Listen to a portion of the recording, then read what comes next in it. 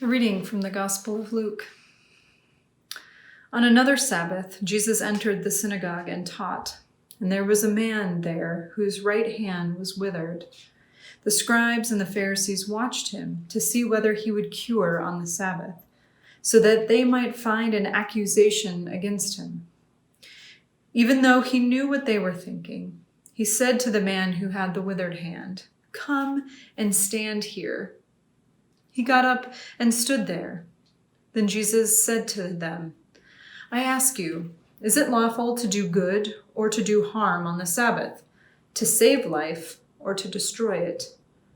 After looking around at them all, he said to them, "Stretch out your hand."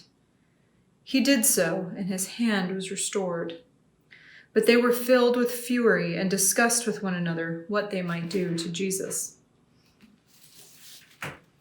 Here, Jesus is challenging the law that says it is okay to save a life on the Sabbath, but it is not okay to do any other type of work.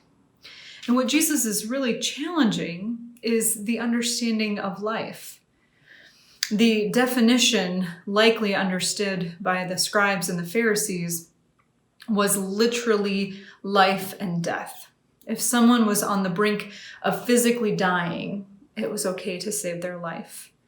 But if there was something that could be done to enhance someone's life, that was illegal on the Sabbath day. I can't help but think of this on our Labor Day, which many of us celebrate today. But there's much of our country that doesn't have that liberty, that right to take a day off, to honor the labor that they engage in. I think about the debates that have been going on about unemployment and the extra unemployment that many received during this time of COVID. The debate was, are they making more on unemployment than they do working? And does that discourage somebody from working? Well, the real question there is so many people in our nation don't make a livable wage. And this is the exact question that Jesus is talking about here. Are we talking about life and death, or are we talking about truly living? There are so many people in our nation who can't afford to sit at home while their children are homeschooling or doing schooling online because they're working 2 or 3 jobs just to pay rent. Easily working 16 to 20 hours a day just to make ends meet. Is that truly living? There are so many ways that this question of life versus death and really being able to live into who God created you to be, that is applicable in our world right now. I think sometimes we just get caught up, just like the Pharisees did, on the literal facts of life and death, and we don't always think about the quality of life that people are experiencing.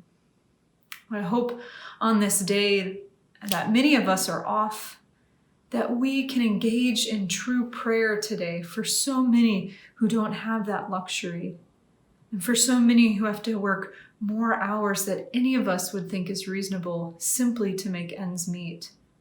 This is not truly living. We can do better. Amen.